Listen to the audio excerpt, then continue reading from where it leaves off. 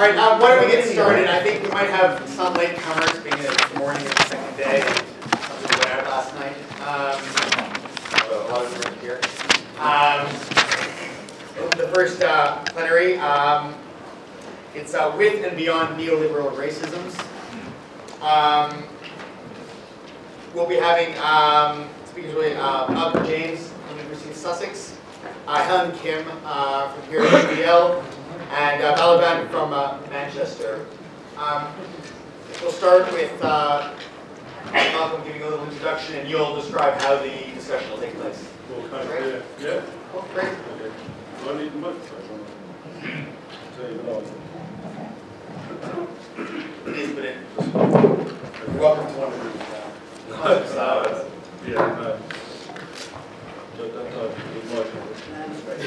Right, so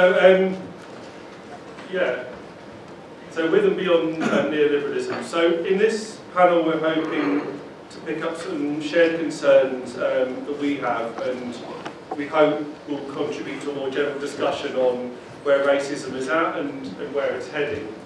Over the last year or so, the three of us have had a number of discussions, as in us three, in this vein, about what is at stake in the work in the field of race, ethnicity and post-colonial studies. This panel starts to address some of those discussions. It's not a neat project, but rather a shared point of departure that hopefully is also of interest to those of you here. It's been co-written, but to avoid over-dramatisation, this was a question of style, we have decided that I'm going to read it basically. Okay? So this exploration, the one with which the panel is concerned, is located initially in a reading of Hall's work on the neoliberal conjuncture. The method of conjunctural analysis developed by the late Stuart Hall draws its emphasis upon those historical moments where different social processes converge to produce and formalise a particular political era. Whilst retaining a focal emphasis on structures of political economy and capitalist subjectivity, Hall charted an analysis of how the cultural strands, particular to any history, not only underpin, as in standard cultural Marxism, but also project and or create different versions of capitalist society, what we could say is a critical cultural studies approach. Central to this analysis was a nuanced investigation of power. Although feminist thinking would develop Hall's work beyond its original remit, his focus was on how the structural and produced dimensions of culture both confirmed the dominance of capitalism and racism, colonialism, and how they provided possibilities of socialism and or resistance. Before his death, Hall began work with Doreen Massey and Michael Rustin on the Kilburn Manifesto, named after a shared neighbourhood in London. This work looked back over the previous 3 decades, reflecting on the conjuncture in which the three had developed their intellectual careers. This conjuncture was named neoliberal, after the common parlance for that time, and building on their work on Thatcherism, they noted that the neoliberal conjuncture was a time in which the imperatives of profit, law and order, and provincial conservatism all became suffused by a particularly expansive attachment to racialised conceptions of the nation and national crisis. This panel sets off from this moment, but it does not do so in order to reapply Hall's insight to the contemporary, but rather to note something different. The neoliberalism's own extension in the UK and Europe has begun to unmoor its founding principles. The dominant ideologies, structural underpinnings, and culture that Hall defined as neoliberal is being supplanted, just as it is recovering certain residual formations. This is not to suggest that the broader economic programme of neoliberalism is in retreat.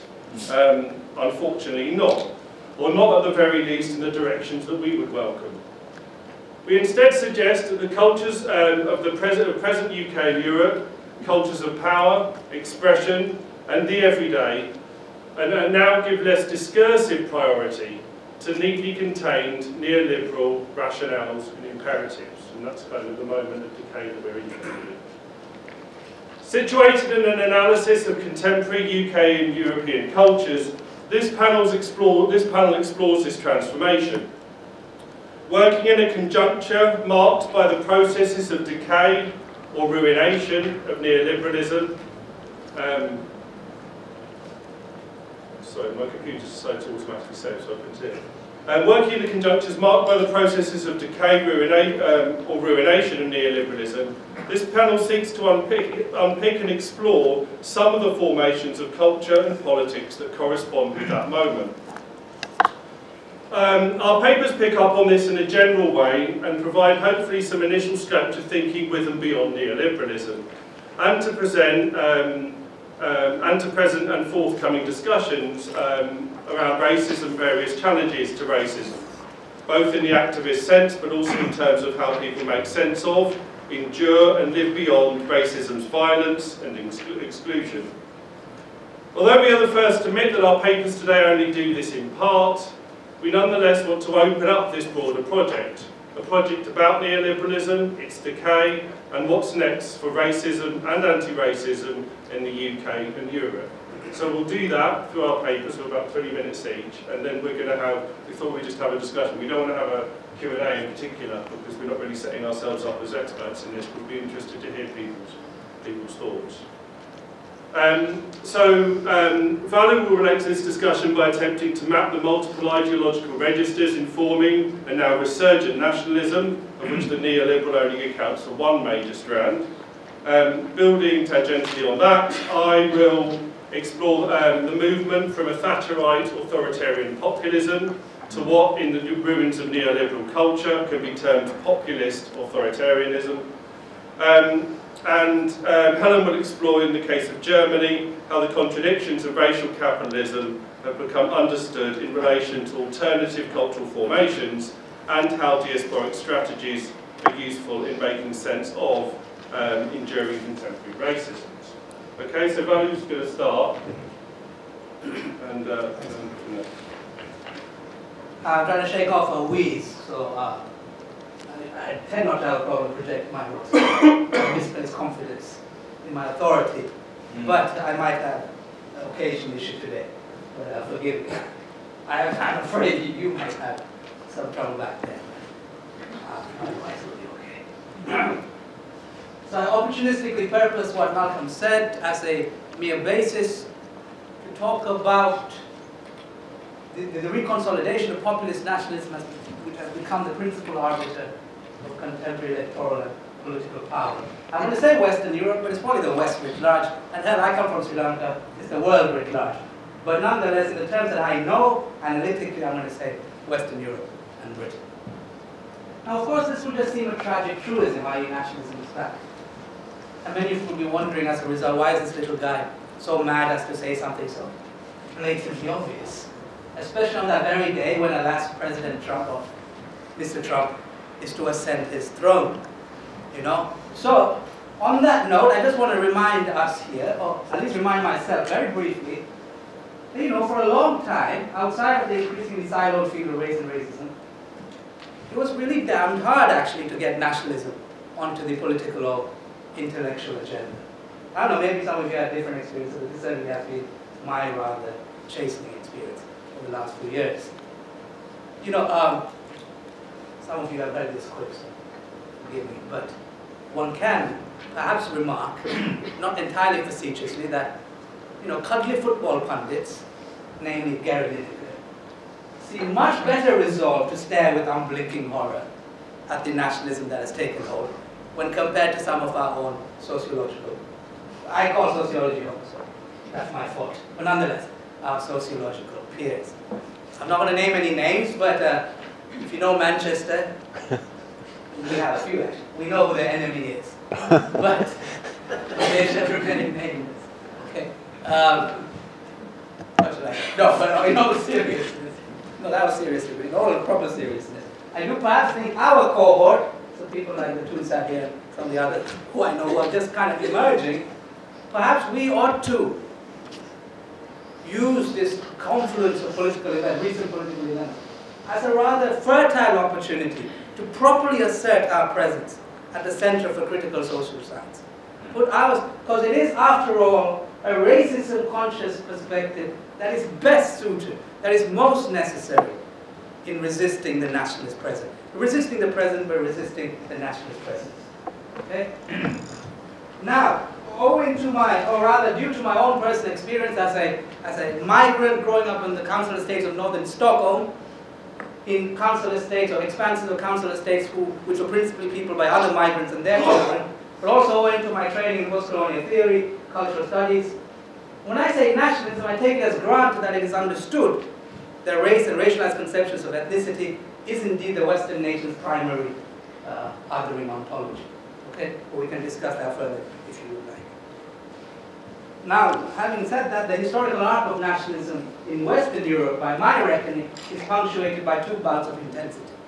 The first is the era of Romantic Expressionism and the major nation-making projects that it sponsored, culminating perhaps in the 1848 Spring of Nations, but depending on where you are, you might want to date that somewhat differently. The second is probably the era of early 20th century era of protectionism, mercantilism, tied to a certain kind of economic uncertainty and imperial anxiety, which suffused or at least yielded to global wars, fascism, and indeed, not entirely unrelated, the later crafting of the welfare state contract.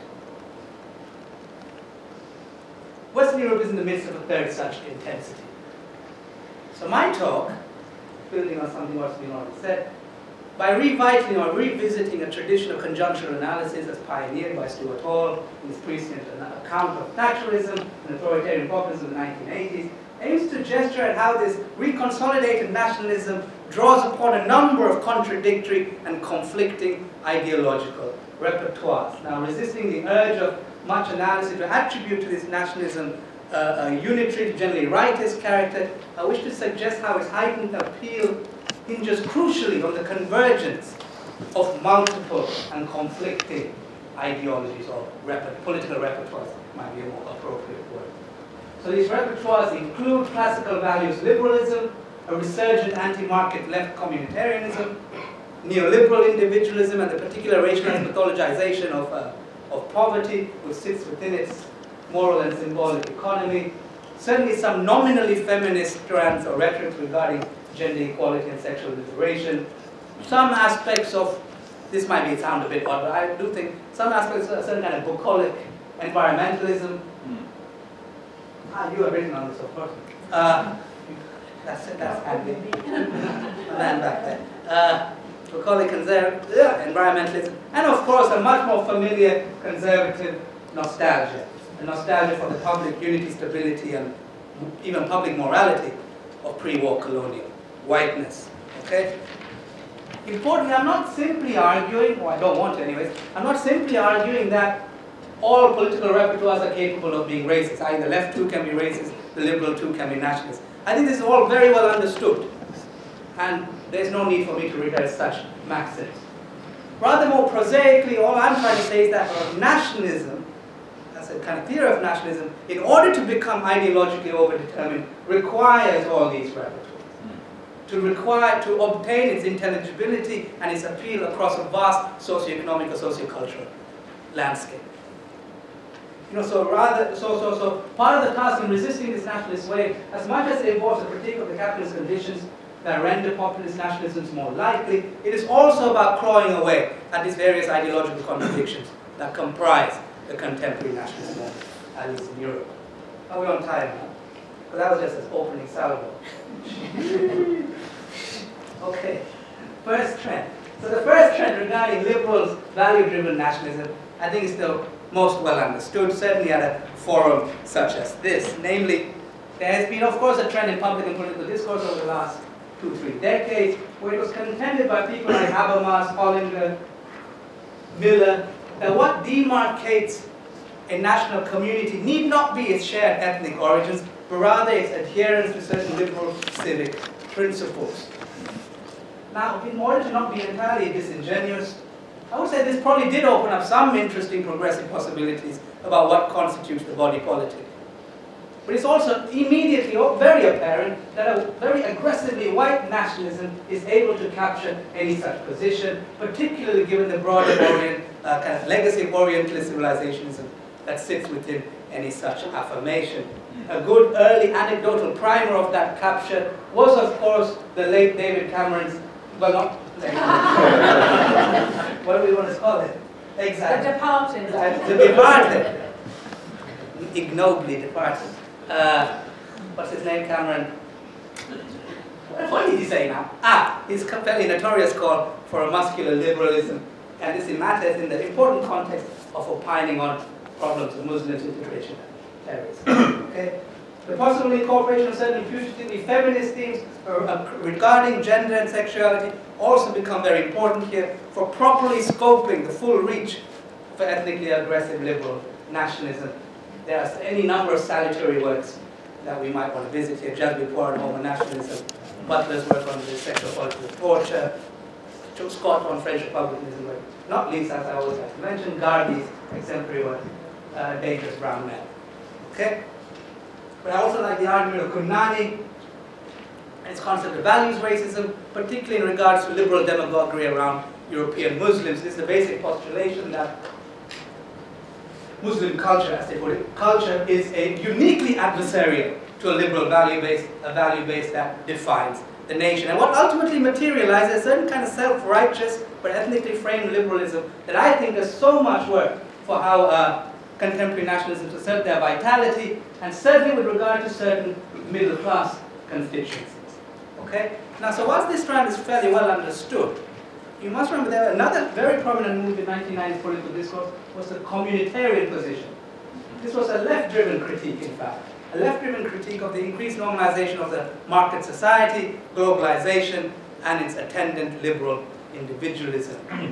Prominent here was the virtue ethics school, you know, the virtue ethics anti-liberalism political philosophy school of people like McIntyre, Sandel, Walzer, and of course Charles Hale, and so forth. It was argued that an altruistic progressive society that might operate beyond the terms of a solipsist, or beyond the terms of solipsist self-reliance, requires a common community bond. And considerable emphasis here was placed on the thick affective ties, as they call it, the thick affective ties of community, as opposed to the thin abstract altruism or something like whatever you might make of these things, but cosmopolitanism, humanism, and so forth, as necessary for a viable defense of the redistributed welfare state ideal. Now again, within this context, what becomes apparent is the possibility of this communitarian critique of global capitalism's excesses to be appropriated straightforwardly, quite easily, indeed in the first instance, by white nativist nationalist voices. The emergence of a tendency called blue labor within the Labour Party, at least, I don't know, it might be defunct now actually, in the time of Corbyn. Is it not? No. But is it somewhere else? Is it decamped? No, they had a conference about 3 or 4 weeks ago. Is it still Glassman? Yeah. Oh, pottering about, okay. There we are. He's still there. Okay, good. It's good for my argument. Anyways, Corbyn is, that's a different, but recent statements. Anyhow, forget that, sorry. My aunt is a hardcore Corbynist. So you can did it too. Hello. Also, more importantly, the general ubiquity of David Goodhart and his kind of political writing, or his political influence, I think all speak to this. Certainly his famous paper, Too Diverse, right? Too Diverse, question mark, which is nice of him. It's a good phrase, question mark. So it's a query, that's one thing out loud. Are we too diverse? Bemoaning the many ills of multiculturalism, anti-racism and so forth. I think by my reading, it was in fact quite central to a whole spate of subsequent nationalist left-leaning commentary across various platforms. So what actually transpired in everyday commentary, as far as I'm concerned, is that this putatively progressive understanding of community is in fact reduced to a concern with normative ethno-national community. And in particular, and not entirely insincere if you ask me, a concern with what they call the white working class. Okay? this is, of course, what most of us would consider a very mythical invocation of what ought to be understood, or if you want to entertain these terms, the white working class. But it's nonetheless a notion of class that is very important to leftist renditions of nationalist expression. And indeed, it is very interesting here that the nominally far-right parties in Scandinavia, from where I'm from, and keep in mind, our far-right is much better than the buffoonish British one. There are no Nigel Farages in Sweden. They are really slick, pretty sharp, very dexterous speakers and political maneuvers. Anyhow, in Scandinavia, they actually exhibit a very assertive, but racially coded, but assertive lionization of the welfare state, collective rights, workers, collective solidarity and workers' rights, and indeed make this a central flank of their nationalist aspirations. What are we doing? Oh, that's okay, I reckon. Okay. Accordingly, moving to the converse political and anti-converse, a traditional concern of the neoliberal right is that the market society ideal is in fact hampered by cultures of welfare dependency and an absence of individual responsibility. This neoliberal position individualizes, of course, outcomes of success and failure, whilst muting in turn issues of structure and access. But again, important questions arise regarding the ability of this neoliberal position, or the imperative of this neoliberal position, to racialize conceptions of failure and dependence. It is important to remember here that the neoliberal is not merely an economic and legislative program, or at least certainly it's not in the terms of wages, but it's also a cultural and moral program. So whilst it is on one level quite obviously about the retreat of the redistributive and interventionist state, apart from its security arm, of course, but a retreat of the state in preference for the market and its internal mechanism, it is also a certain cultural category which foregrounds particular value sets and motifs. Not least, it includes the modeling of the ideal individual as the aspirational, responsibilized, self-reliant subject. And if you ask me, the symbolic mediation of these ideals does certainly pick up on already established racial representational frames in asserting who is not the ideal neoliberal subject. Okay, just consider briefly certain figures or images of the black welfare queen, or the lazy, deceitful immigrant leeching on the largesse of the welfare state, or the figure of the Muslim and her unproductive proclivity for matters of religion, family, and custom. These are, of course, images I don't endorse, lest there be misunderstanding. But they are the kind of term, the forms that I think bring about a certain, or borrowing loosely from Goldberg, in this term, we might understand this to be the racialized subject of the neoliberal. You know, even, 3 minutes, in 3 minutes, even when some poor white working class figures are brought into the general fold of capitalist shaming, not always, but sometimes they are judged by their proximity to the pathologies of blackness. Okay, most obviously is this bumbling Tudor historian. I don't know why a Tudor historian would have to talk about the riots, but he does. And when Starkey talks about the 2011 riots, and he promptly declares the whites have become black. I'm aware that we talk about it too much, but I think it's still a nice indicative instance. Or why consider racial implications of the term white trash, or why the term chav is seen as the preserve of poor white people. I think properly understood, what these terms do is signal a reaffirmation of whiteness when properly realized as a marker of neoliberal success. And indeed, similarly, the neoliberals' prizing of urban consumerism, which is something I write about quite extensively, of urban consumerism and the remaking of cities and its inner core as havens of experience shopping also brings about a series of racialized anxieties, whereby certain bodies, tastes, languages, I think, become antithetical to ideal consumer space, the ideal consumer citizen. Okay, certain bodies become disruptive and repulsive to pleasurable consumption. If you allow me a blunt comment, you know, if the Roma show up on your carefully curated consumer street, it starts to pose certain challenges to neoliberal aesthetics or hipster aesthetics. Okay, I'm aware I'm wearing a tattoo.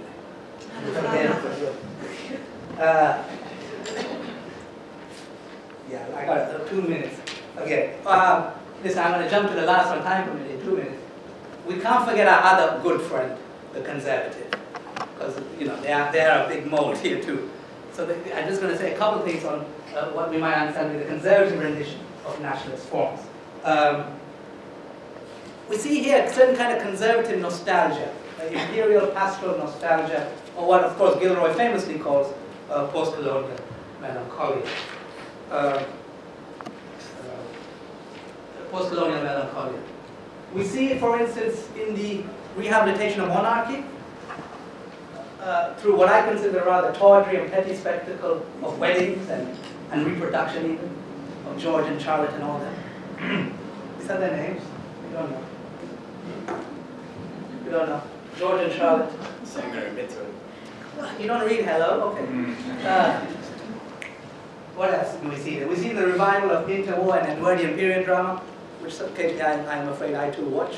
We see it in the surge of rustic country fires, all too bloody explicable popularity.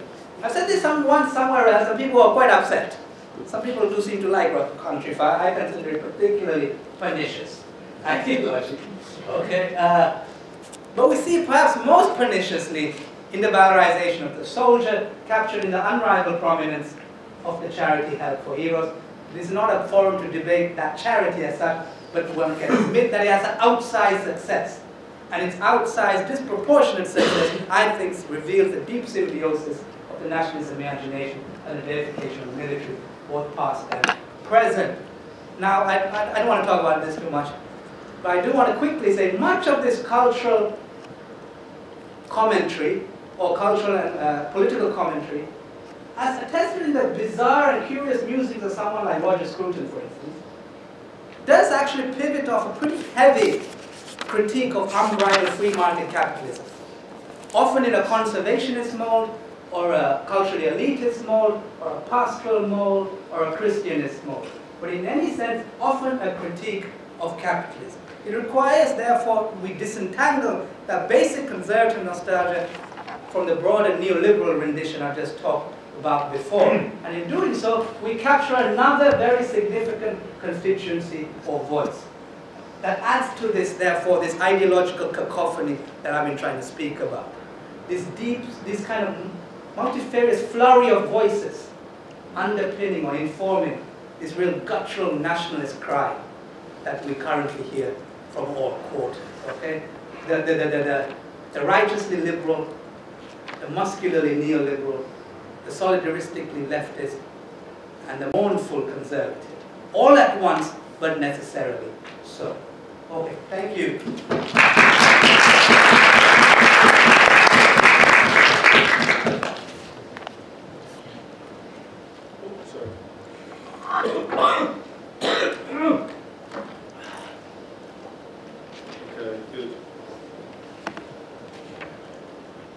So I'm going to pick up on a few of the themes that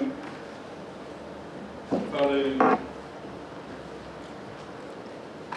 was discussing there, and I'm going to do that by looking at kind of a movement between what I'm kind of saying is what Paul said was authoritarian populism to something that we might understand as popular authoritarianism.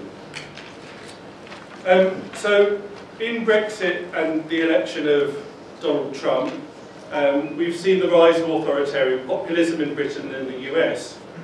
Trump, Nigel Farage and Boris Johnson are of course not alone.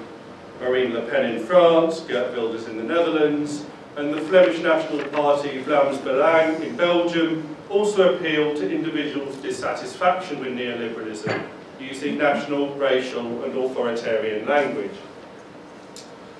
While authoritarian populism may not be new, we will see that the term was coined by Stuart Hall for Thatcherism in the UK.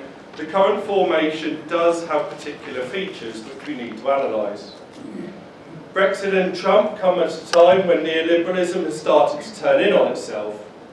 Its liberalisms can no longer withstand its inequalities. Its facade of democracy cannot withstand its disenfranchisement. In this crisis, popular appeals to racialised violence and security have made substantial headway, often across assumed political, ethnic and class divides.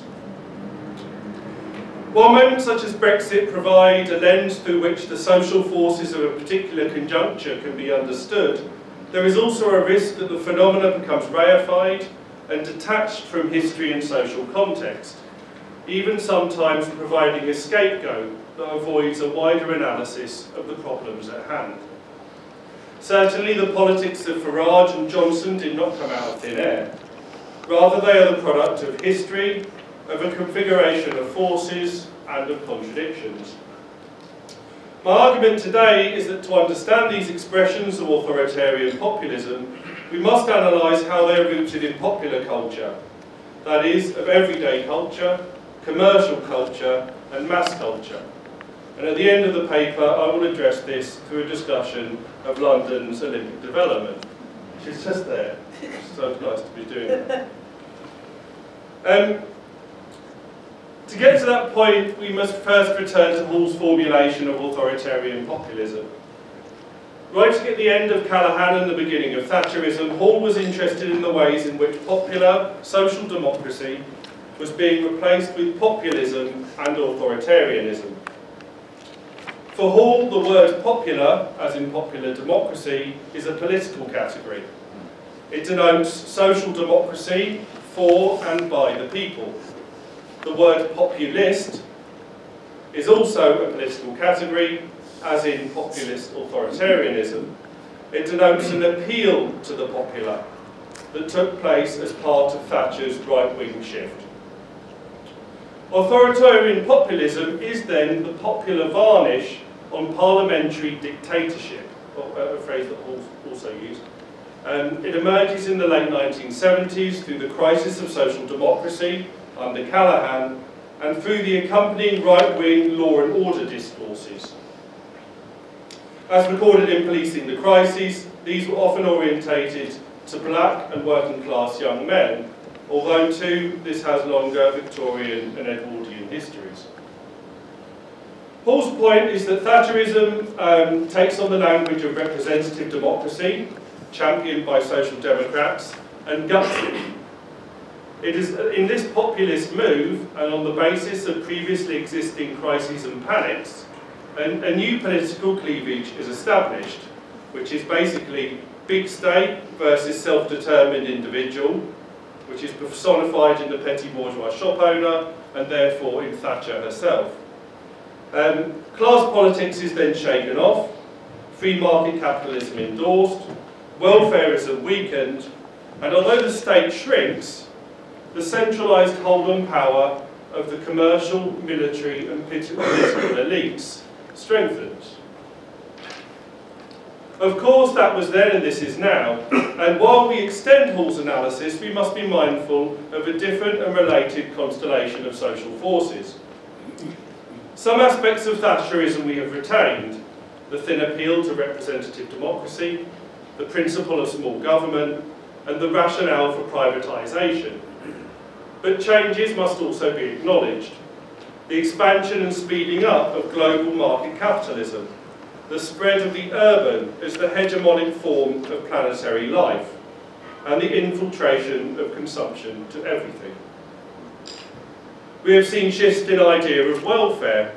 As Gargi Bhattacharya notes, we are indeed in a post-welfare conjuncture, where marginalised populations are no longer kept in reserve for exploitation by capital but are expelled.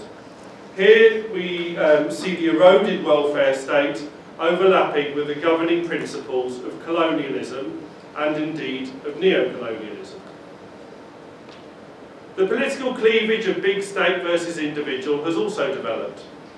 It was the construction of Thatcher's individual and the conceit of meritocracy that accompanied it, from which welfare and welfare claimants could be condemned as scroungers. In this formulation, the ethics of welfare is retained, even if disparaged. In our current conjuncture, something different is afoot. Taking on the language of rights and inequalities, much championed by New Labour, the popular language of equalities, social rights, redistribution and social justice has itself been gutted and reoriented to authoritarianism, to the rights of the powerful, middle-class gentrifiers, for example, or contingently to the rights of a constructed racialised subset of society, And again, here we come back to the construction of the working class. The other main political fault line has been a nostalgic and nationalist return to the small nation in the face of internationalism and liberal political correctness. This has most recently hinged around the migration crisis and membership of the European Union. And of course, this more contemporary version of authoritarian populism builds on 15 years of constant war and on mass killing on the shores of Europe. Indeed, in addition to the new variants of longer-standing moral panics directed at black, Asian, Muslim and working class people, asylum seekers and terrorists, both homegrown and abroad, are the deviant figures through which popular consent for today's capitalist, military and political elites is secured. At this moment I want to argue authoritarianism has come to characterise popular culture. That is mass culture, commercial culture and everyday culture. When Hall was writing, popular culture was quite different. It was more varied, we could say, less commercial, and indeed, and importantly, contained the tail ends of strong alternative modernisms, such as Afrofuturism, high modern utopias, and Keynesianism. I'm not about to make the case for the subsumption of everything to capitalism. Much of my work is based on exploring the transformation of alternative cultures and politics of struggle, after all. But put simply, there are always contradictions in capitalism. But at the same time, popular culture has changed, and some of its former antagonisms have been captured. Gilroy notes this differently in his work on reggae and hip-hop, but today it is to architecture and urban development, we can see outside our window, that I turn to. In postmodernism, Jameson makes a compelling argument for the spread of popular culture into architecture and urban development. He argues that what was stigmatised as mass or commercial culture now widely informs the cultural realm. In architecture, we could see this in an appeal to mass culture, shopping and populist discourse.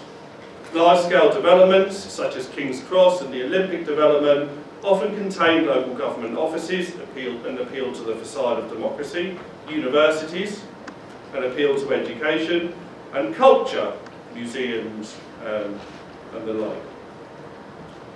He further argues that this version of architecture, on account of its close relation to capitalism and popular culture, or populist culture, provides a window onto social forces in action, and to a future already envisioned, but yet to be lived.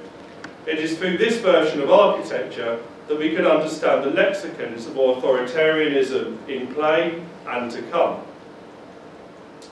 To demonstrate this, we are now going to look at the London Olympic development that I will refer to as the arc of opportunity, which is the bigger part of that.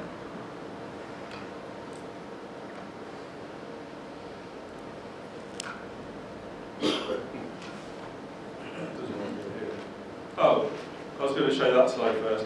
Just in case anybody's confused about where they are, this is where you are. This is the arc of opportunity that you can see here in pink. This map was made by Alberto Duman, who's the artist in residence here in UEL. And I'm working on a project with him, so credit to him for that. So in appearing in an economic planning document in 2010, the arc of opportunity was announced as a 1,412 hectare of land stretching from Stratford, here, through to Canning Town and the Royal Docks. And you kind of see Canning Town is there and the Royal Docks are down here. Equating to a 22 billion investment in the borough of Newark. Steeped in the late New Labour language of post-welfare aspiration, the Arc of Opportunity is a steroid-fueled building programme facilitated by the status of its post-industrial land. Owned and managed almost entirely by the Greater London Authority and the London Legacy Development Corporation, this characteristic gave architect of Brexit, Boris Johnson, carte blanche for his vision of urban global capitalism. With planning powers held by Johnson himself, international capital from Canada, Kuwait, United Arab Emirates, Australia, Netherlands, Qatar, UK, Germany, Ireland, Singapore and China was attracted to housing, transport, business, arts and shopping developments with minimal local accountability.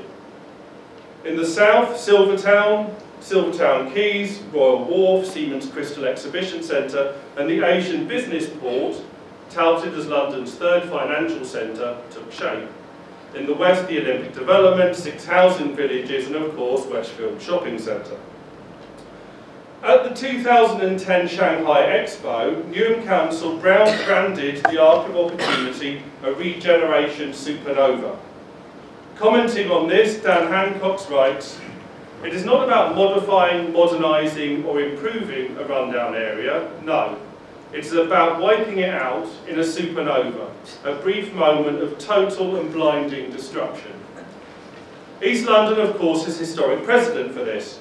The Victorian sanitation projects, post-World War II slum clearances, and the imposition of high-rise blocks, and then, of course, their condemnation.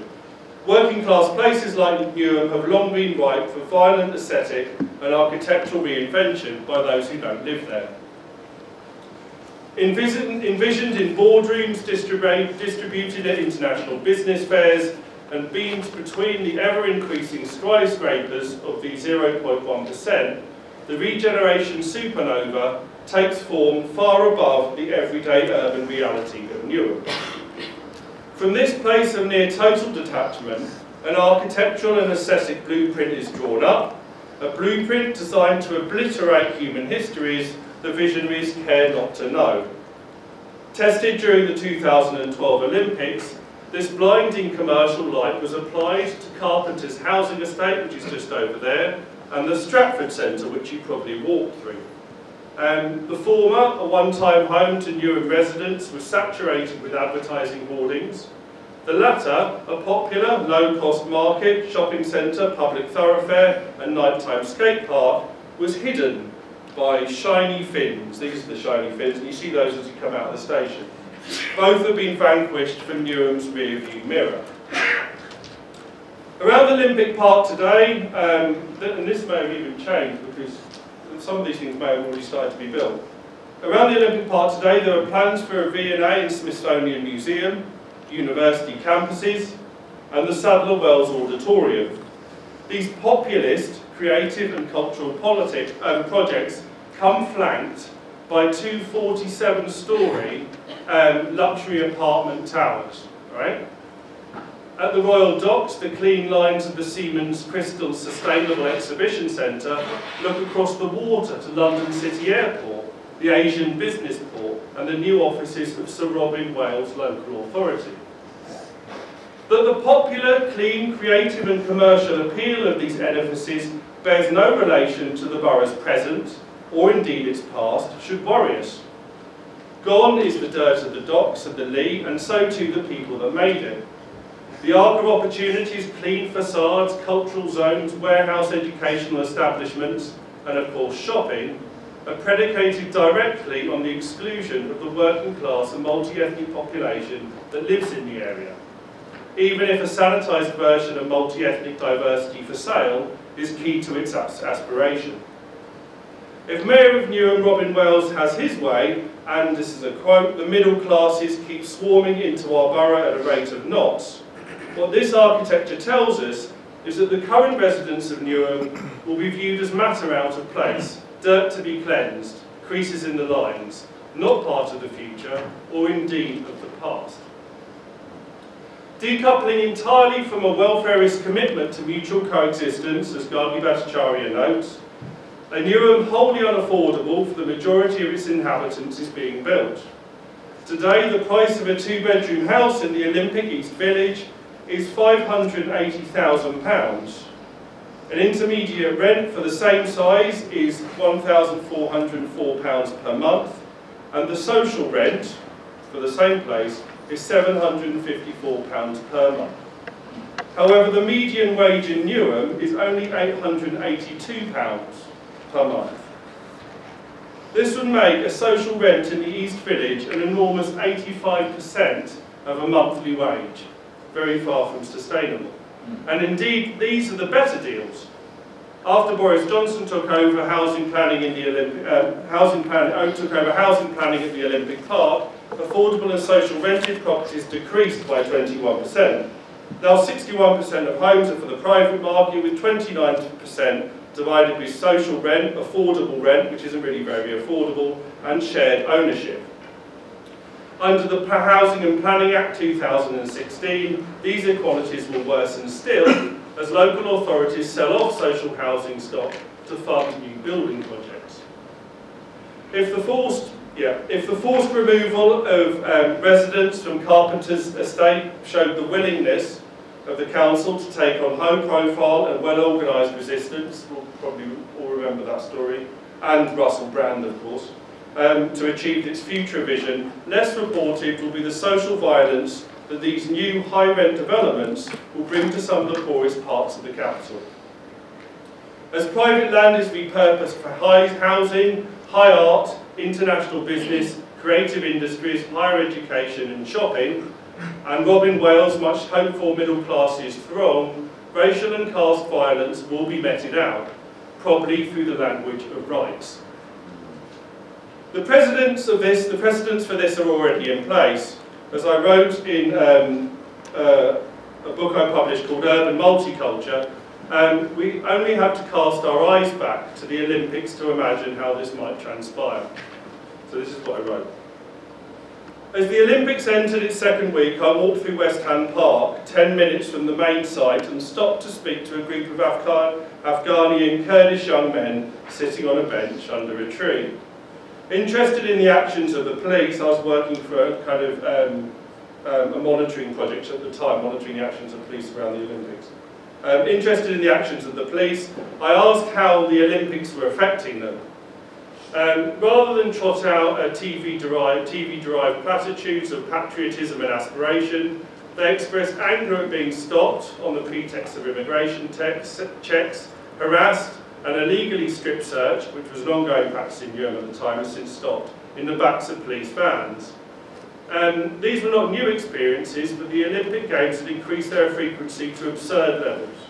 And fronted and angry, they shared their stories and reflections on the clean-up, its racial registers, and its basis in their day-to-day marginalisation.